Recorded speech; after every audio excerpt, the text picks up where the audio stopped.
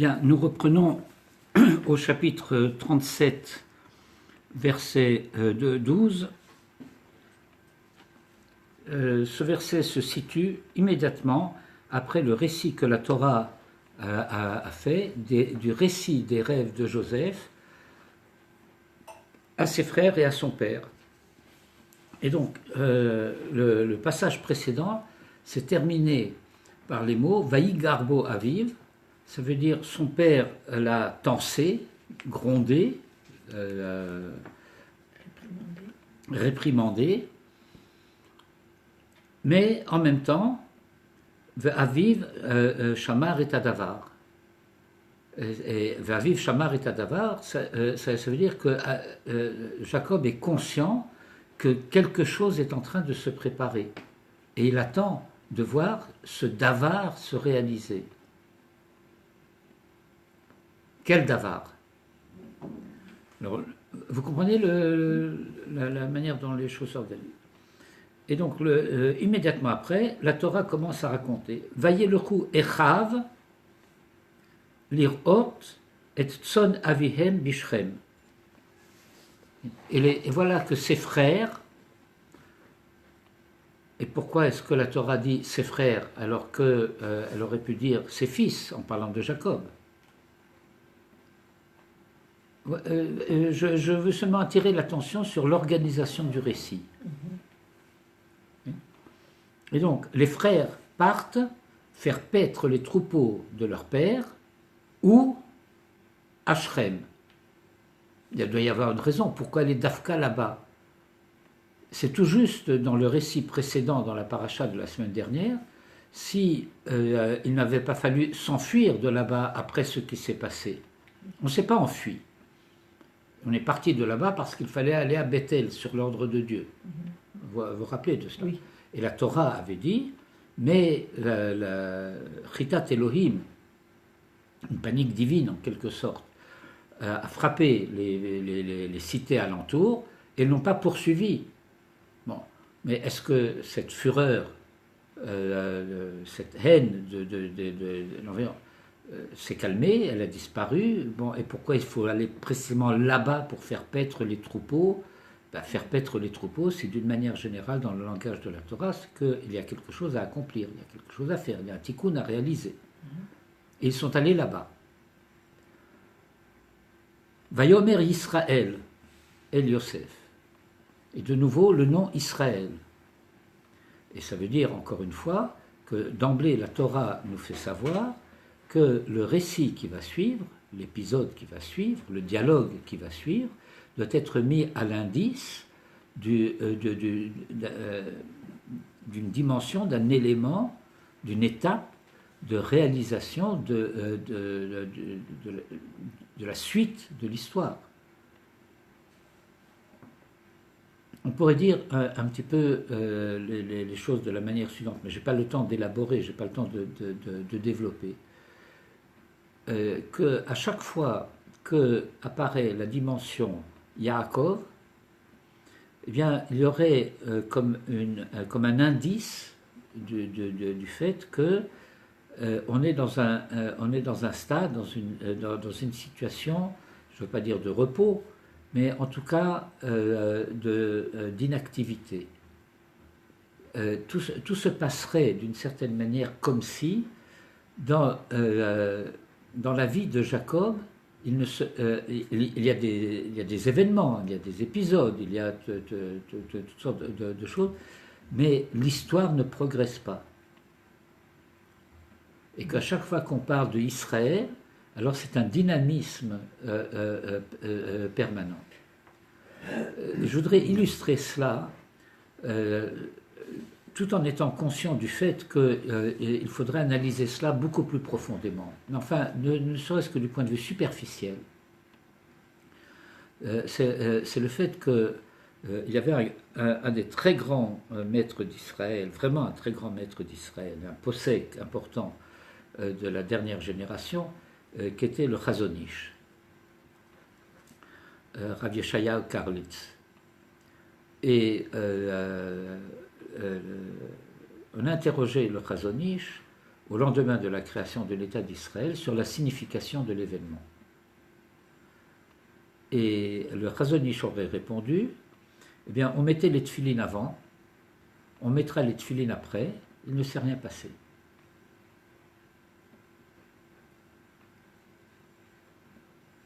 C'est-à-dire que du point de vue de la continuation de la vie juive, qu'est-ce que ça change? Et si ça ne change rien dans le yom-yom, ça ne change rien dans les lois de la cacheroute, ça change rien à rien.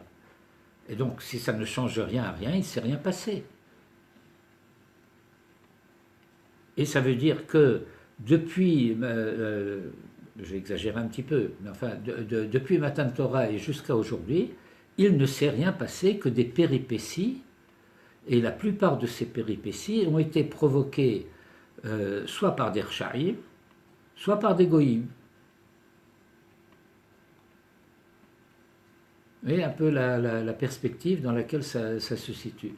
Mais alors ça veut dire que David, comment dirais-je, Moshe, Yehoshua, David, Shmuel et quelques autres, ils n'ont rien fait. Ce que la Torah raconte, c'est Stam, pourquoi faire? À quoi ça sert? Et donc il y a une espèce de clairvoyance très, très aiguë, très fine, lorsqu'il s'agit de dire comment doit être la halakha, et comme une espèce d'opacité face à l'histoire. Comme si ce que la Torah va raconter à propos de Jacob dans plusieurs épisodes de la Torah, un dans notre paracha, un dans la paracha de Vaïchi, qu'il ne voit pas l'avenir. Et il ne voit même pas le présent, d'ailleurs, dans la paracha de cette semaine. C'est-à-dire, ce qu'il voit le trompe. Il voit, mais ne sait pas lire. Vous comprenez les choses. Alors, ici, Vayomer Israël el Yosef. Quel Yosef? Ce Yosef dont il est dit que dans quelques versets plus haut, Yosefu lisnoto, et il le haïr encore davantage, Vaikan ubo echav, et il le jalousèrent. C'est ce Joseph à qui son père va dire, un peu comme avec l'air de ne pas y toucher, ben tu sais quoi, j'ai envie d'avoir des nouvelles, va donc voir tes frères et reviens me voir en me disant comment ça va. Invraisemblable. À moins que ce dont Jacob charge ici, il s'appelle Israël dans le récit, qu'il charge Joseph d'une mission de réconciliation. Ce qui s'énonce comme ça, Halo achecha ro'im bishchem. N'est-ce pas que tes frères sont en mission de pâturage à Shrem. Et Shrem, ce sera la ville de Joseph. C'est là-bas qu'il sera enterré. Et c'est pas pour rien. N'est-ce pas que tes frères sont à Shrem? Lecha va. Veshlachacha.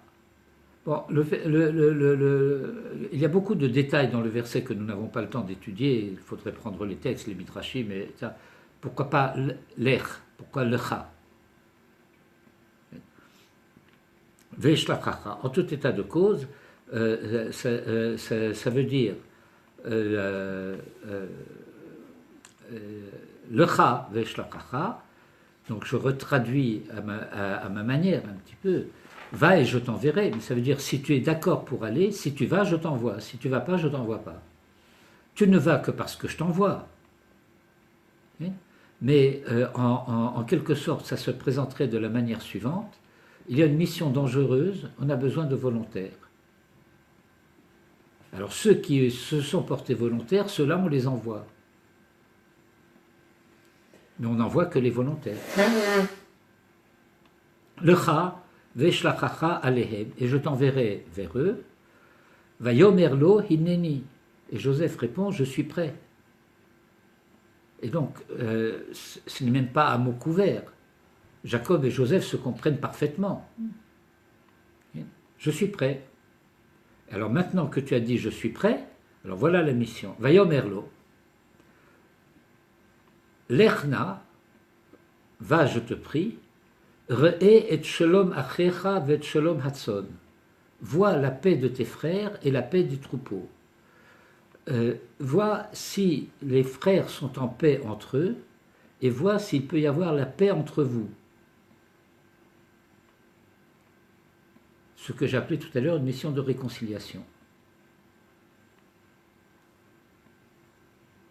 Vahashiveni davar, et rapporte-moi, le père avait dit Vaviv shamar et hadavar, et maintenant il dit Vahashiveni davar. Et ça veut dire que dans la mission dont Joseph est chargé, il est chargé de rapporter à son père la parole de paix. Il y a la paix entre nous, c'est ça le davar.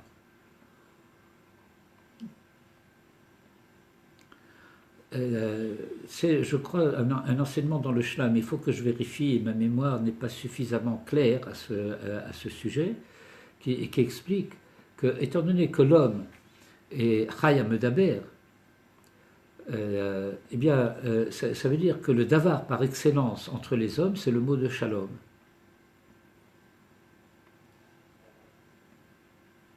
Un peu en résumé. Et le verset n'est pas fini. Il dit Vayishalchehu me'amek Chevron, et il l'envoya de la vallée de Chevron, Vayavo Shechema, et il est arrivé en direction de Shechem. C'est très raccourci la fin du verset. Il envoyé de la vallée de Chevron, et immédiatement les commentaires et le Midrash s'interrogent la vallée de Chevron. La vallée de Chevron. Chevron, c'est une montagne. C'est quoi la vallée de Chevron? Ela me'etza amuka sheloto tzadik hakavur bechevron. Il s'agissait dans ce que Jacob fait, il s'agissait de la réalisation de ce projet, de ce tzaddik qui est enterré à Chevron, qui est Abraham, à qui il a été dit Yadoa Teda ki ger yeh zapacha beretz lolahem. Ça commence ici, parce que le temps était venu que cette annonce se réalise, à moins qu'il y ait la paix. Si la paix est là, alors c'est devenu inutile. Mais s'il n'y a pas la paix, alors, eh bien voilà, c'est cela qui est le risque. Et la Torah continue en disant, il arrive du côté de Shechem. Vayimtsahehu ish, et un homme le trouva, vehine toreh basadeh, et voici qu'il est errant dans le champ. Vaishallehu haish, les morts, matevakesh, et l'homme lui demanda, que cherches-tu? Vayomer, et il répondit, et achai anochi mevakesh, ce sont mes frères que je recherche. Je suis à la recherche de mes frères. Quel est ton vœu? Quel est ton souhait? Eh bien, mon souhait, mon vœu, c'est la réalisation de la fraternité. Et donc, la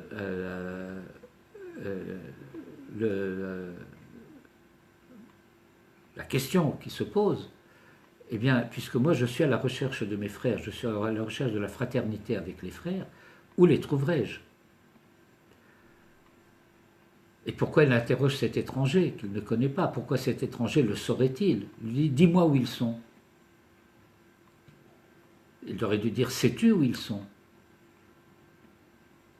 Mais il est sûr qu'il sait. Donc ce Ish, c'est pas n'importe qui. Et nous savons que les patriarches étaient habitués au commerce des anges. Ish, au commerce des anges, d'avoir des relations avec des anges. Ish est l'un des termes par lesquels la Torah désigne une catégorie d'anges. L'ange qui a accompagné Eliezer. celui avec lequel Jacob a lutté, avec Ish, Ito. Maïmonide explique, il y a au niveau du vocabulaire une petite erreur qui est parfois commise, la science des anges. Alors certains disent parfois angéologie, mais ça c'est la science des angines, c'est l'angélologie. Et donc il y a tout un chapitre de Maïmonide sur ce sujet, et le terme Ish désigne une certaine catégorie d'anges.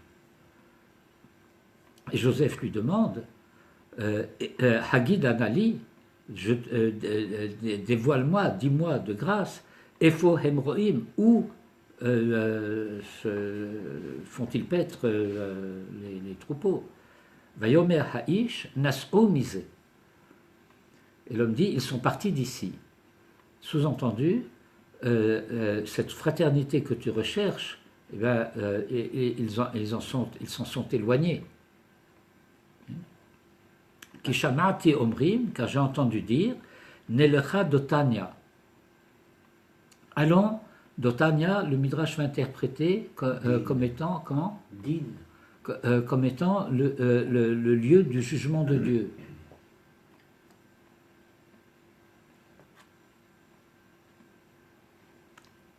Vayeler Yosef achar echav, et Joseph alla à la suite de ses frères, Vayemtsaem bedotan, et il les trouva à Dotan.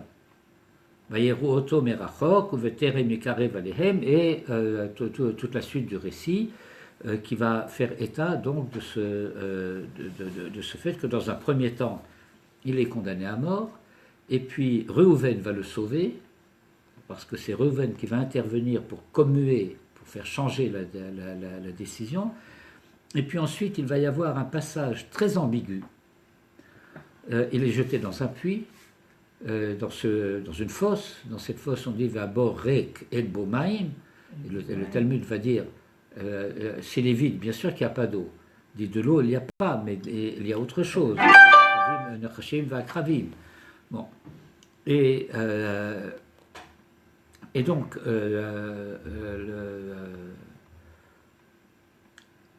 le récit va poursuivre donc, ces choses. Ils vont prendre la tunique de Joseph, ils vont la tremper dans le sang d'un bélier, et ensuite ils vont envoyer la tunique en question à Jacob en lui disant, je suis au verset 32 du chapitre 37, Vaishalchu et ketonet hapasim, vayaviu el avihem, ils envoyèrent la tunique bariolée et ils l'ont amenée à leur père, vayomeru, ils dirent, zot matzanu, nous avons trouvé cela, hakerna, reconnaît donc, hakutonet bincha hi imlo, est-ce la tunique de ton fils ou pas? Vayakira, il l'a reconnu. Vayomer, il dit que Tonet Beni, c'est la tunique de mon fils. Chaya Ra'a Achalatuhu, une bête féroce l'a dévoré. Tarof Toraf Yosef, Joseph a été dévoré. Tarof Toraf, a été haché menu. Enfin, dire c'est. Et alors jusque-là, ça semble être tout à fait pshat comme ces situations. Tunique tachée de sang, probablement un peu déchirée, et selon toute apparence, eh ben, il a été victime d'une panthère ou va savoir quoi, et il a été déchiré par la bête. Vaikra Yaakov simlotav, et Jacob, signe de deuil, déchira ses vêtements. Vayasem sak bemotnav, et il a ceint ses hanches d'un silice, d'un sac, comme ça. Vaïtabel albeno yamim rabim, et il prit le deuil de son fils. Or, dans la Torah, le mot yamim peut avoir souvent le sens de shana. Lorsque Eliezer est allé chercher Rivka, Après, à un moment, ils ont dit, bon, bah, si Dieu a décidé, bon, on ne peut rien dire la contre. Et puis, à ce moment-là, Eliezer dit, bon, bah, je m'en vais. Il dit, ah, bah, peut-être qu'elle peut rester encore un peu. Bon, d'accord, elle ira se marier, mais enfin, plus tard. Hein. Il dit qu'elle reste Yamim ou Assor. Hein. Alors, si on dit quelques jours ou une dizaine, c'est pas cohérent. Parce que on va du plus au moins et pas du moins au plus. Vous comprenez ce que je dis? Et donc les commentaires expliquent, Yamim c'est une année et Assor c'est 10 mois. Donc la famille de Rivka propose qu'elle reste encore un an ou au moins 10 mois avant de partir à l'étranger là-bas. Et de même, lorsque, bien qu'il y ait une autre manière de lire le pshat, mais lorsque Rivka va dire à Jacob, tu sais, ton frère, il a des mauvaises intentions à ton égard, va donc te réfugier chez mon frère à Haran, Vaïta Shama Yamim Achadim. Bon, on va pas faire un voyage de plusieurs centaines de kilomètres pour rester quelques jours. Et ce qui s'est passé, c'est pas dans quelques jours que la colère d'Ésaü va s'apaiser. Donc dans le pshat du sens de ce que Rivka dit, c'est tu resteras là-bas quelques années. Bon, et donc dans ce même mouvement, on peut entendre ici que Jacob reste en deuil de son fils pendant des années. Vayakumu chol banav chol benotav le nachamo. Voici que tous ses fils et ses filles, apparemment ses belles-filles, puisqu'elle n'avait pas de fille à part Dina, sont venus le consoler. Vayoma'en le itnachem. Et il refusa de se laisser consoler. Vayomer, en disant, qui ered el beni Avel Sheola, parce que je rejoindrai mon fils endeuillé dans le Sheol. Le Sheol, c'est un terme qui désigne le Gehinom. Vayev Koto Aviv, et son fils le pleura. Bon, on comprend très bien que le père est désolé, son fils est bien aimé, et il lui est arrivé malheur, etc. Alors il le pleure, tout ça c'est très normal. Mais nous avons un problème, c'est que les patriarches sont réputés avoir respecté toute la Torah, pratiqué ce qui était praticable de la Torah. Étudiant ce qui n'était pas encore praticable, ou le réalisant d'une manière qu'il était, toujours dit, pratiquer toute la Torah, y compris les détails de Diktuké Sofrim, de la manière dont les derniers enseignants du Talmud, après le Talmud, après les Amoraïm, après les Saboraïm, des détails de détails. Et donc jusqu'au détail. Or, il y a une halakha pshuta, meforeshet. Quand la période du deuil est achevée, on a le devoir de se laisser consoler. Chayav. Et, un fils pour le père ou la mère, c'est 12 mois. En réalité, on ne fait que 11 mois, mais c'est une année, disons grosso modo. Et pendant les premières semaines, les premiers mois du deuil, on ne se rase pas. Jusqu'au moment où les amis et les proches viennent dire, bon, écoute, ça suffit. C'est-à-dire de soi-même, on ne va pas le faire. Mais lorsque des gens commencent à insister et dire regarde-toi, enfin c'est même pas à l'honneur de et ainsi de suite, alors il faut se laisser convaincre. Et voilà, Jacob refuse de se laisser convaincre. Mais c'est pas seulement cela. Pourquoi Joseph serait-il en enfer et pourquoi Jacob irait-il le rejoindre en enfer? Il y a une incohérence ici si on attache de l'importance au mot. Évidemment, si on dit Sheol, c'est une façon de parler de la tombe. Et je rejoindrai mon fils dans la tombe, et je porterai le deuil jusqu'à ma mort. Alors c'est de la belle littérature, mais c'est pas ça que la Torah dit, parce qu'elle a dit Sheol. Sheol, ça pourrait aussi être tragédie. Non. Non, Sheol, c'est, ça veut dire Gehinom. Ok. Et donc, si Jacob redoute que Joseph soit Khalila Begehinom, ça veut dire qu'il est rachat. Et étant donné qu'il y avait un contrat, on n'a pas pu en parler suffisamment, mais enfin c'est quelque chose de plus ou moins connu, un contrat entre Jacob et son père Isaac, au moment où il a reçu les brachot, que le contrat, le tnaï, la condition c'était que Jacob lui garantisse que tous ses fils seront des tzadikim. Si ses fils sont tous des tzadikim, les brachot lui appartiennent, sinon c'est un gazlan. Or, si Yosef a échoué, Jacob a échoué.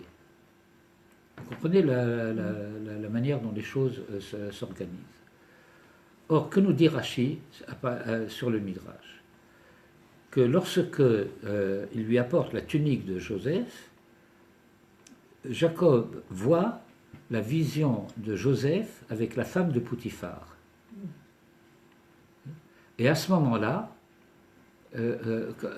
comment on dit en termes de cinéma, fade to black. Écran noir, blackout. Et donc, il a perdu le pouvoir du roi Hakodesh. Comment Jacob interprète le fait de ne plus avoir le roi Hakodesh? Eh bien, c'est le fait que si Joseph a succombé, alors lui n'a plus le mérite. Donc il a vu quelque chose. Il n'a pas rempli le contrat. Voilà. Il a vu quelque chose. Il ne voit pas la fin. Il ne voit pas Joseph refuser, résister. Il ne voit pas cette dimension de Yosef Hatzadik. Et il interprète faussement ce qui se passe, puisque ce qui se passe, c'est qu'il y a un serment interdisant de dévoiler à Jacob ce qui s'est passé. Et le Midrash dit Shatfu et Akadosh Baruch Hu imahem pour assurer qu'il y ait minyan. Comprenez la manière dont les choses s'organisent un petit peu.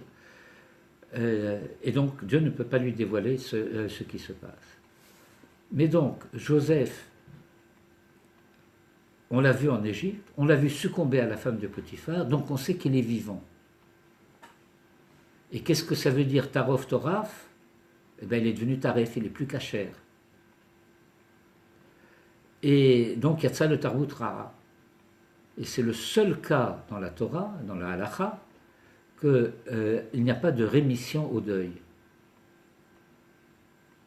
Lorsque Khalila, il y a un enfant qui se détourne complètement de la Torah, Yotse le Tarbutra, comme on dit, qui devient renégat, alors on prend le deuil et il n'y a pas de consolation.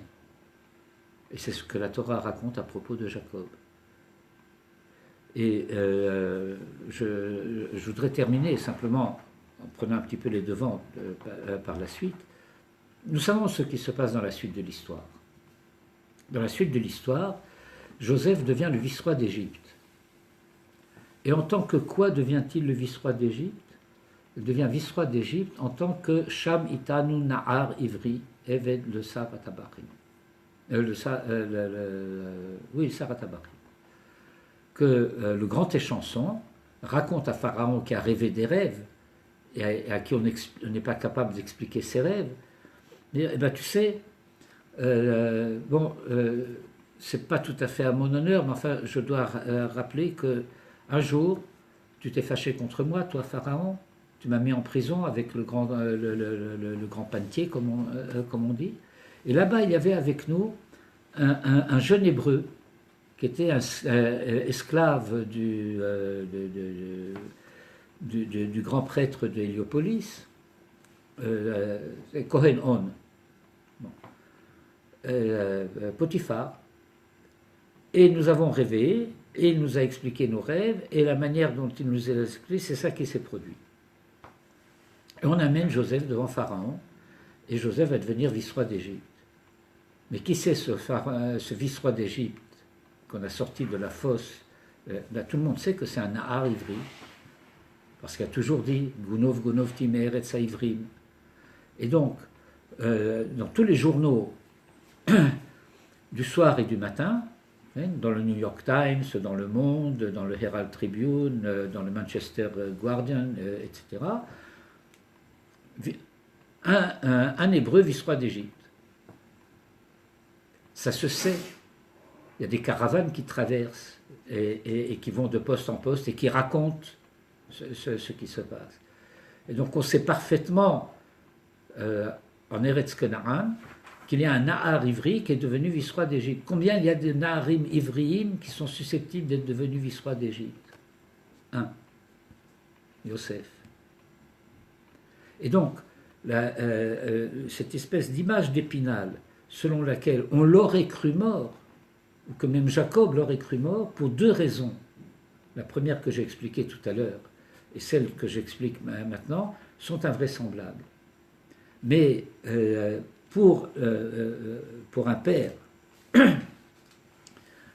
comme Yaakov Israël, eh bien, ce qui est arrivé à Joseph, c'est pire que d'être mort.